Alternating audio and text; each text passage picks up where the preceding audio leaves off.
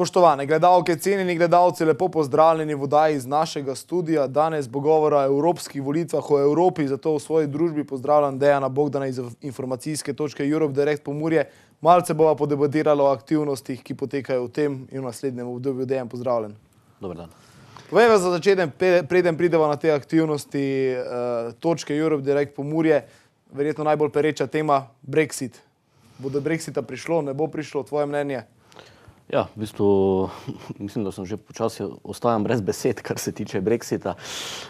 To je že ena zgodba, ki se najbrž vleče malo predolgo. Moje mnenje, kaj se bo zgodilo, zdaj strokovna javnost pravi, da bo najbrž prišlo do odloga Brexita, da se odhod Velike Britanije ne bo zgodil zdaj z 29. marcem. Je pa vprašanje, kakšna bo dolžina tega odloga, za katerega bo Združeno kraljestvo zaprosilo. Kajti, če bo šlo za daljše obdobje, potem se bo potrebno tudi udeležiti evropskih volitev in to za sabo potegne nekatere stvari, za katere mogoče nismo pričakovali, da se bodo zgodile. Negotovost, se pravi v tem trenutku verjetno pred volitvami, ne koristi nikomur. Ja, mislim, negotovost, jaz smo rekel tudi deloma neodgovornost politike, predvsem britanske politike, ki v bistvu nekako s svojimi nekimi političnimi spori, notranje političnimi spori ne doseže dogovora. Vemo, da se je že januarja je ta sporazum, ki ga je britanska premierka dosegla z EU, je doživel kar hud poraz, skoraj zgodovinski poraz v britanskem parlamentu. Podobno se je zgodilo pretekli teden. Je pa to izjemno, bom rekel, neodgovorno, da se zadeva ne reši tako ali drugače, kajti potrebno je gledati predvsem na interes državljank in državljanov, podjetij, ki jih po mojem ta negotovost ubija. Ne vem, bilo bi zanimivo videti izračun, koliko je podjetja stala vsa ta negotovost, ker grožnja, bomo rekli, izhoda brez dogovora je visela še nedolgo nazaj nad nami, nad Evropsko unijo. In vse to je neka cena teh političnih razprtij, ki pa so jo plačali tisti, ki so mogoče najmanj krivi za to. Mene tudi zanimivo mi je, da če bi že hoteli priti do Brexita, bi lahko tudi prišlo do Brexita, bomo rekli, na ta hard Brexit, na trd način, brez dogovora, pa tudi to so britanski poslanci nekako izglasovali, da so tudi proti temu. To pomeni, vseeno zasledujejo nek dogovor, vprašanje pa je, kakšen bo ta dogovor, koliko časa bo še potrebno, da res pride potem do neke kompromisne rešitve, ki bo za obe strani sprejemljiva. Pa preden zaključiva z Brexitom, bi se Britanci danes na referendumu po tvojem mnenju odločili drugače? Ja, zanimivo, mislim, vsi smo se nekako učili iz tega Brexita, praktično, ko se je začela zadeva odvijati, oziroma ko je Združeno kraljestvo uradno tudi aktiviralo ta člen za izhod iz Evropske unije. Takrat smo komaj vsi začeli nekako dojemati, kaj vse to potegne za sabo. Po mojem se niti Britanci niso zavedali, mogoče tudi ne Evropska unija, kako močna je ta povezanost med obema stranima. Zdaj, če bi se odločili drugače, ne vem, ampak dejstvo pa je, da na referendumu so na demokratičen način sprejeli neko odločitev in vseeno bi bilo potrebno to odločitev spoštovati. Vem, da se veliko govori o drugem referendumu, ampak se potem tudi sprašujem, kaj to pomeni, da bomo v prihodnosti, ne vem, take precedence imeli, če nam neki referendum rezultati ne bodo všeč, potem bomo vedno znova sklicevali referendume, dokler nam ne bo odločitev takšna, kot si želimo, ne vem. Sicer to je bolj ali manj, žogica je tu na britanski strani. Je pa paradoks, takrat januarja se spomnim, ko je bilo tisto prvo glasovanje o tem sporazumu, da ko so kamere pokazale protestnike izpred stavbe parlamenta, nekateri za Brexit, nekateri proti Brexitu, vsi so se veselili. Oboji so se veselili, in to se vidi, kakšne razsežnosti zmede so trenutno prisotne glede tega Brexita. Pa greva zdaj kar k evropskim volitvam, ki so jih že prej malce omenila. Če se ne motim, si sam pri svojem komuniciranju tokratnih volitev nekako vključil že oziroma že pogleduješ proti volitvam leta 2024. Ja, v bistvu za vse aktivnosti, ki jih mi bomo izvajali do 26. maja, se bodo tako ali drugače dotikale tudi evropskih volitev. To je absolutno ključna prioriteta. Želimo nekako opozoriti na pomen udeležbe na volitvah in pa tudi ta razmislek, ki ga je potrebno opraviti o prihodnosti Evropske unije. Je pa res, tako kot si omenil, malo razmišljamo že vsaj srednjeročno, to pomeni na naslednje volitve, kajti mislim, da je potrebno nekako izgraditi neke kompetence aktivnega državljanstva. Jaz sam sem se podal na sled enega pilotnega projekta, sodelujemo z nekaterimi šolami tukaj v pomurski regiji in delamo z večinoma osmošolci, kateri večina se bo lahko udeležila že naslednji volitev leta 2024 in jim poskušamo približati pomen udeležbe na volitvah. To pomeni, da nekako jim na starosti primeren način prikažemo, kako poteka sam proces volitev. To pomeni, da tudi organiziramo neke lažne volitve, ampak da ne bodo gledalke in gledalci mislili, da gre za to za kakšne hude politične, visokopolitične teme Evropske unije. Ne, mislim, damo jim možnost, da odločajo, koliko domačih nalog bi recimo količina domačih nalog, ki bi bila najbolj primerna, recimo skozi šolski teden, ne, po njihovem mnenju, in o tem glasujejo. Ne. In potem sledi seveda razprava in kar mi želimo zasledovati je predvsem argumentacija. Da dojamejo, da je njihova pravica, da se odločijo po svoji vesti, ne, ampak da so tudi potem nekako sposobni odgovoriti na vprašanje, zakaj sem se tako odločil. Ne. In to vidimo, da mogoče nam tu malo še nekaj manjka. Ne. Prav tako jim poskušamo nekako približati razliko med odločanjem, ko imaš na voljo res obsežne informacije, oziroma kako je, ko so te informacije pomanjkljive, ne. Kako hitro nas lahko tudi kaj zavede, ne, da se pred volitvami v bistvu ne seznanimo z neko tematiko, tako kot bi se morali. Sedaj pa sam projekt nekako prehaja v drugo fazo. Tu pa jih bomo malo postavili v vlogo nekih odločevalcev in sicer bodo simulirali neko dejansko stanje, ki smo mu praktično konstantno prisotni, bom rekel, na lokalni, nacionalni ali evropski ravni. To pomeni, dobili bodo na nek način vrečo denarja, ne, in morali bodo po nekem lastnem mnenju razdeliti denar med prioritete. Ne. In smo zadeve zelo, mislim, poenostavili, ampak ne da bi podcenjeval mlade, oni zelo veliko vejo o temah, ne vem, kot so kmetijstvo, podnebne spremembe, raziskave in razvoj, pomoč revnejšim regijam in pa seveda mobilnost mladih. To so tiste teme, katere bodo spoznali in bodo morali nekih 100 denarnih enot razdeliti med te prioritete, da bodo videli, da je to tudi lahko zelo težko, ampak spet zasledujemo pomen argumentacije. Da nam vedo povedati, zakaj sem na prvo mesto postavil kmetijstvo. Ne? Da vedo, da bo treba, ne vem, čez desetletje, dve podvojiti proizvodnjo hrane, ne? In hkrati ne obremeniti našega okolja. Ne? Kaj to pomeni, kako bomo to hrano pridelali oziroma kako bomo nahranili potem naraščajoče število prebivalstva, globalno seveda gledano. Pred oddajo sva se pogovarjala tudi o tem, da je letos precejšnje zanimanje za delavnice povezane z Evropsko unijo. Kako to, kje sam vidiš razlog za to, pa malce, če poveva o teh delavnicah, kdo v bistvu se udeležuje vse teh delavnic? V bistvu delavnice izvajamo za osnovne in pa srednje šole. Za večinoma so interes nekako izrazile osnovne šole. Mene je to tudi, rekel, me je zelo pozitivno presenetil.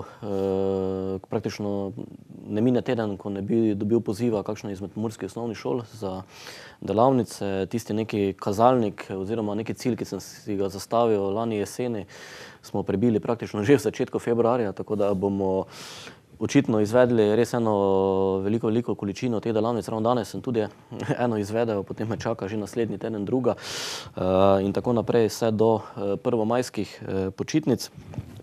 Pravi, interes je res presenetljivo velik, ne, zakaj zdaj. Mogoče so vse šole nekako prišle, mogoče v učnem načrtu ravno do Evropske unije, pa so se nekako istočasno oglasile, ampak veseli predvsem odziv mladih.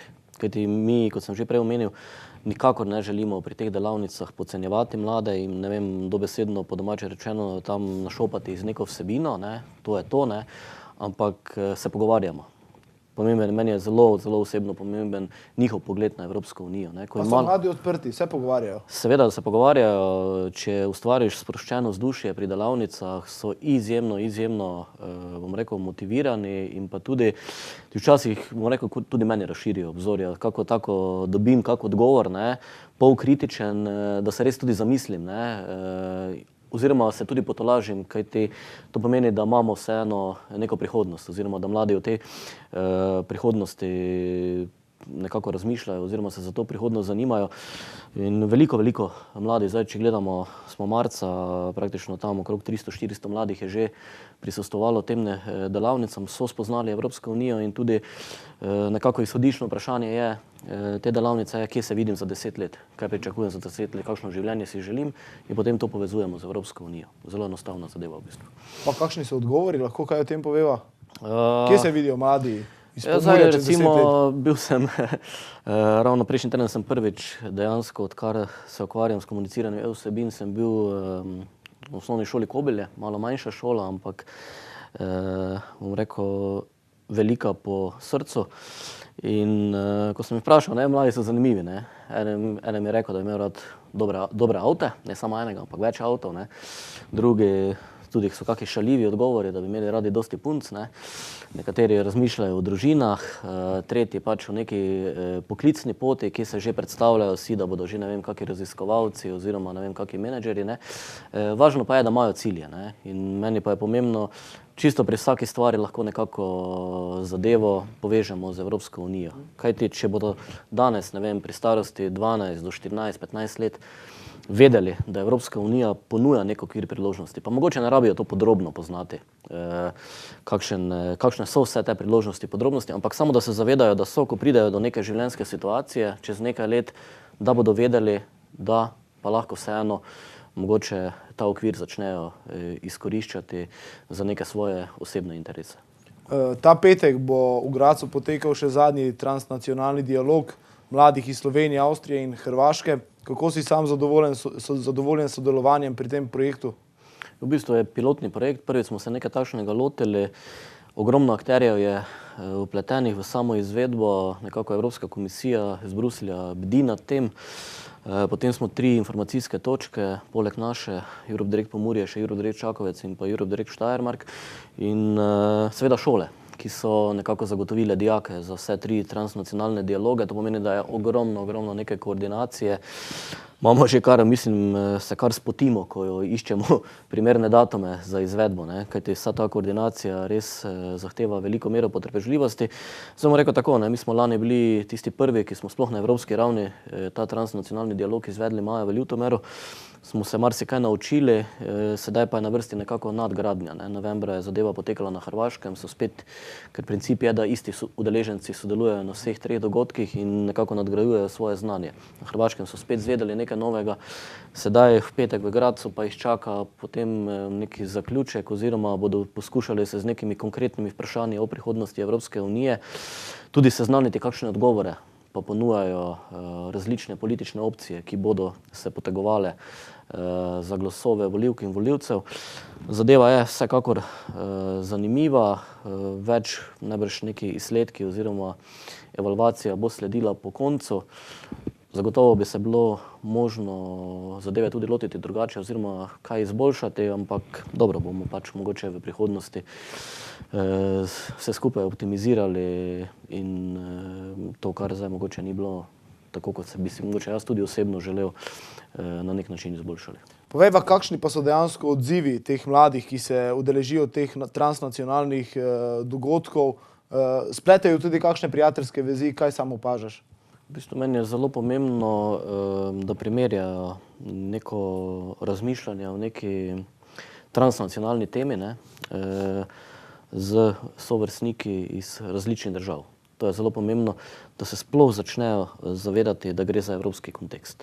Da na evropskih volitvah ne odločamo samo o prihodnosti Pomurja, Slovenije in tako naprej, ampak da gre za neko evropsko prihodnost. In seveda tu trčijo ob neko vizijo prihodnosti sovrstnikov iz drugih evropskih držav, kar je zelo pomembno, da se potem tega konteksta zavedo. Zdaj pa mladi pa bom rekel, kar dobro debatirajo, ne, ko imamo te delavnice po skupinah, nekako veliko izmenjujejo stališča. V tistih debatah z odločevalci pa znajo biti tudi, bom rekel, kar ostri, do kakih odločevalcev jih tudi nekako postaviti pred dejstvo. Važno je, ne, da imajo to mnenje, da so ga sposobni argumentirati in predvsem moram reči tu, kar se tiče dijakov, ki zastopajo Slovenijo, to so dijaki gimnazije Franca Miklošiča Ljutomer, so dejansko, pa ne da bi zdaj bil preveč subjektiven, so na prvih dveh dogodkih nekako pokazali, da so oni tisti, ki nekako usmerjajo debato oziroma so se v največji meri oglašali. Lani je nekako vrhunec dogajanja v Tednu Evrope predstavljala Evropska vas. Jo lahko pričakujemo tudi letos? Ja, v bistvu lahko že zaupam tudi datum.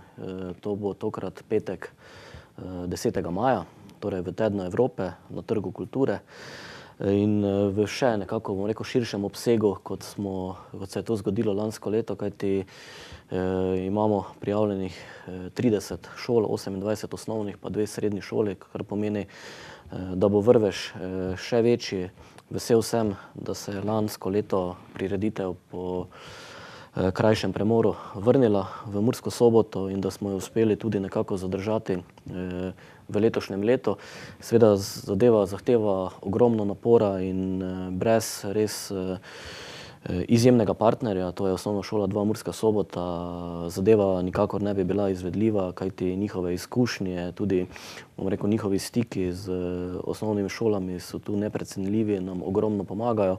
Je pa zdaj v tem obdobju se nekako ukvarjamo z logistiko dogodka, ogromno nekih dovoljenj je potrebno pridobiti, potrebno bo tudi veliko mladih nahraniti in tudi mogoče kako darilo zagotoviti za udeležbo.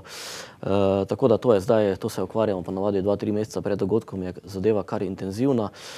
Seveda pa je tu izjemno pomembna tudi podpora lokalne skupnosti. Mestna občina Murska Sobota je tudi letos priskočila na pomoč s svojo podporo, predvsem pri stojnicah, kar nam res zelo veliko pomeni, kajti gre za logistični podvig. Kdor je lani zadevo obiskal, je lahko videl, koliko malenkosti je treba paziti. V bistvu jaz sem prepričan, da bomo vse skupaj spet izvedli na ustreznem nivoju.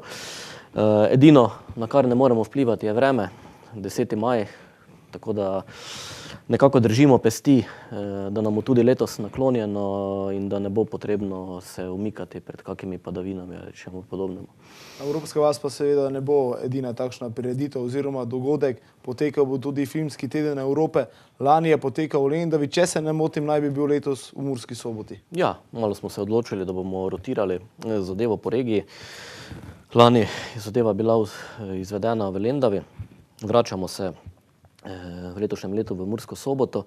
Gre nekako že za tradicionalno prireditev slovenskih Europe Direct točk, ki bodo v obdobju v mesecu maju in pa v začetku junija nekako izvedle številne projekcije, brezplačne projekcije filmov evropske produkcije. Tudi v Murski Soboti se nam obeta ogled zanimivih filmov. Zaenkrat bomo še malo počakali, da izdamo, kateri so to filmi, ker še je potrebno urediti neke zadnje malenkosti, ampak lahko pa zaupam, da smo sklenili partnerstvo z Mikom v Murski Soboti. Tam bodo projekcije tudi potekale in sicer ob sredah v maju 8., 15. in pa 22. maja se bodo zvrstili ti 3 filmi.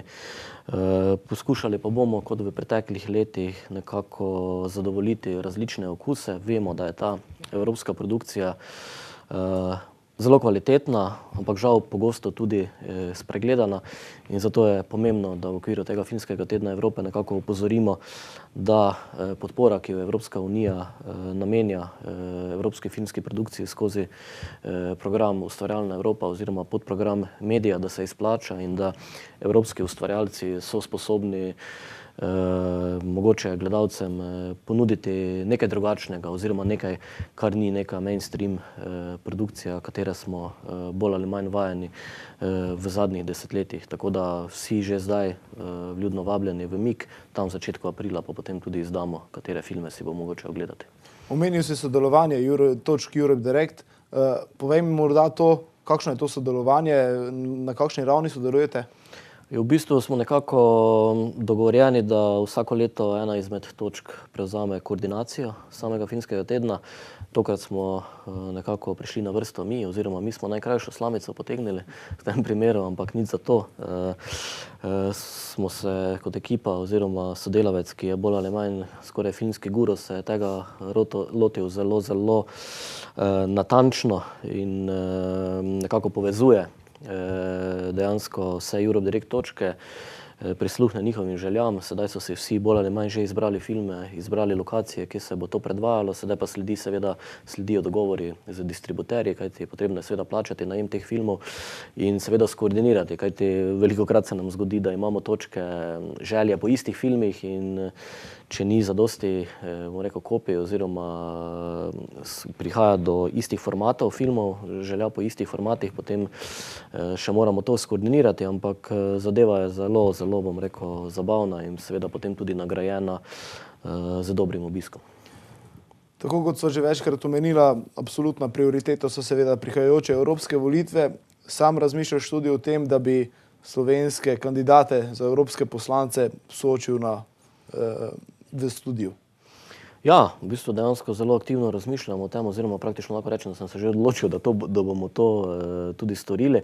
Ampak vse dogodke, ki sem jih do tega trenutka nekako izpostavil, oziroma katere sva omenila, vsem tem dogodkom bomo nekako priključevali tudi informiranje o pomenu udeležbe na evropskih volitvah, kajti vseeno, ko nekako zberemo neko maso ljudi, je fajn, da jih tudi potem opozorimo na sam datum volitev, 26. maja.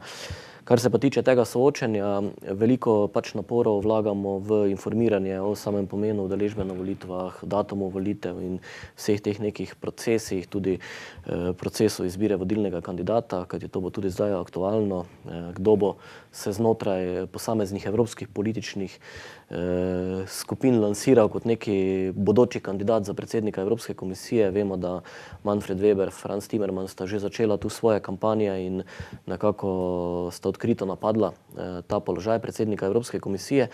Menim pa, da je tudi, bom rekel, naša naloga in pa odgovornost kot informacijske točke, da mogoče ljudem olajšamo odločitev, komu nameniti glas, na način, da soočimo kandidate slovenskih, bom rekel, političnih strank oziroma političnih skupin, ki se bodo podale za boj za teh 8 stolčkov, oziroma 8 poslancev, ki jih izvolimo v Sloveniji. Pripravljamo pa, oziroma načrt je, malo ga že skiciramo, oziroma praktično je že skiciran, bo zelo konkretno soočenje, kjer bomo nekako zahtevali konkretne odgovore na tiste izzive, s katerimi se Evropska unija sooča, in obetam si, da bo po tem soočenju marsikomu, ki si ga bo ogledal, nekako v dogovoru smo tudi, da bo na vaši televiziji oziroma tudi na katerem izmed spletnih medijev predvajano soočenje, da bo nekako po ogledu tega soočenja najlažje ugotovil, kdo je tista oseba oziroma katera je tista politična skupina, s katero v največji meri deli svoj pogled na prihodnost Evrope. Počasi prihajamo k koncu najinega pogovora, pa morda za konec še to, kakšne konkretno bodo aktivnosti točke Europe Direct Pomurje v naslednjih 2 mesecih, koliko je še časa do evropskih volitev?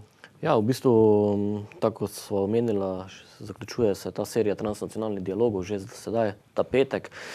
Delavnice po šolah potekajo praktično konstantno do konca šolskega leta. Pilotni projekt Gremo volit, ko z mladimi delamo že za naslednje volitve, bo tudi potekal praktično do maja. Prej mogoče nisem omenil, da bomo nekako mlade tudi potem, ko jim bomo predstavili vse te evropske vsebine oziroma pomen udeležbe na volitvah, jih bomo tudi pozvali, da mogoče starše 26. maja pospremijo na volišče, da še v živo vidijo, da ne bomo samo mi to v šoli simulirali ta volilni proces, ampak da ga si ga mogoče ogledajo tudi v živo, da na ta način upozorijo tudi starše o pomenu udeležbe na volitvah, pa tudi sami nekako si v živo ogledajo, v kakšno vlogo bodo postavljeni čez 5 let. Potem pa maja, 10. maj, Evropska vas, od 8. maja naprej Finski teden Evrope, konec aprila oziroma v prvi polovici maja pa potem soočenje kandidatov, ki se bodo pač tega soočenja želeli udeležiti. In to nekako bo nek skupek aktivnosti, ki jih pripravljamo tu v Pomurju. Je pa za pričakovati seveda, da bodo tudi drugi akterji, ne vem, pisarne Evropskega parlamenta v Sloveniji, tudi predstavništvo Evropske komisije v Sloveniji, kajti ogromno nekih organizacij je vpetih v to komuniciranje teh evropskih volitev in ne dvomim, da bodo ob teh naših aktivnosti, ki so jih sedaj izpostavila, potekale še številne druge aktivnosti v pač domeni drugih organizacij. Tako da jaz sem prepričan, da bodo vsi praktično oziroma vse večina prebivalcev Pomurja obveščena o teh volitvah, da se bo težko zgodilo, da kdo ne bi vedel, da volitve so. Upam pa, da jim bomo z nekimi informacijami, da jih bomo spodbudili predvsem k razmisleku o prihodnosti Evropske unije, kajti to je izjemno pomembno, kajti ugotavljamo že praktično 1. maja bo 15 let slovenskega članstva v Evropski uniji, ni dvoma, da Evropska unija vpliva na naša življenja, tako ali drugače, in vprašati se moramo, če nekaj vpliva na nas, ali želimo mi vplivati nazaj. To je naša odgovornost. Jaz mislim, odgovor je jasen, če nekdo vpliva na mene, potem mogoče je tudi moja odgovornost, da jaz vplivam nazaj in da si potem res na koncu izgradimo takšno Evropo, kot si jo želimo. Dejan, hvala za vsa ta izčrpna pojasnila in uspešno delo torej v prihodnjih 2 mesecih in po tistih evropskih volitvah. Hvala za vabilo. Tako, drage gledalke, dragi gledalci, vam pa najlepša hvala za pozornost in se vidimo prihodnjič.